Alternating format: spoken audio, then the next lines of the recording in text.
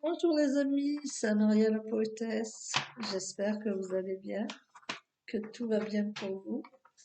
Aujourd'hui, 8 mars 2022, je tiens à faire une conférence sur les femmes pour la journée de la femme. Je commence ma conférence. Aujourd'hui, 8 mars 2022, journée internationale de la femme.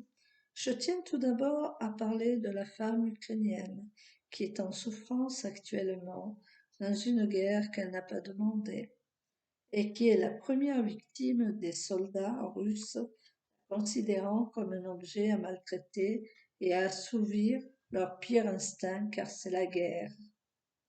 C'est pour cela qu'en ce 8 mars 2022, nous devons les soutenir et tout faire pour les aider.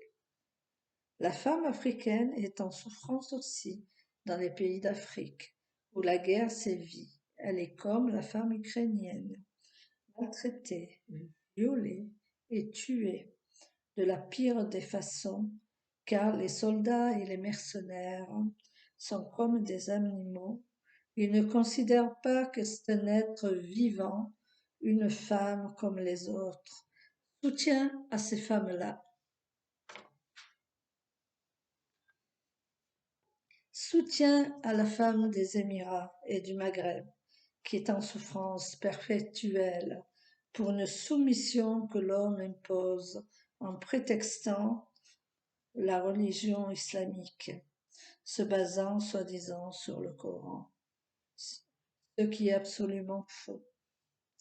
Malgré leur soumission, les imams vicieux leur imposent en se servant des maris de les battre, de leur faire les pires atrocités, leur enlevant toute liberté parce qu'elles sont des femmes. Elles doivent être tout bonnement rien qu'à la disposition de l'homme, de lui tenir la maison et d'enfanter. Une vie d'esclave. Dieu n'a jamais dit de faire ça à la femme. Et le prophète Mahomet non plus. Pour lui, la femme était un joyau. La femme asiatique, nous n'en parlons jamais. Ce sont des femmes qui se battent pour s'en sortir et se faire une situation, même si elles sont soumises. La femme indienne aussi, vendue, enfant, pour une poignée de nourriture, se bat pour sa liberté et s'intégrer dans la société et montrer de quoi elles sont capables. Maintenant, parlons de la femme française qui vit depuis la période préhistorique jusqu'à maintenant une maltraitance, des viols à volonté. Sans se cacher, l'homme le fait en public. Ça paraît banal pour les citoyens qui regardent comme des zombies et ne sont pas là pour lui prêter secours. C'est un fait réel. L'homme est cruel envers la femme, la maltraite, l'enlève pour assouvir ses penchants bestiaux. Les maris battent leurs femmes jusqu'à la tuer, la brûler même.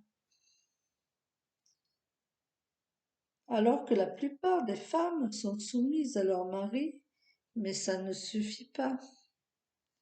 L'homme a une certaine agressivité sur la femme, comme une jalousie, car elle est une femme belle et plus intelligente que lui. Elle ne fonctionne pas que sur les bas instincts. Beaucoup de femmes réussissent dans différents domaines, plus intelligentes que l'homme. Dans les postes de l'État, nous retrouvons beaucoup de femmes à poigne avec un gant de velours.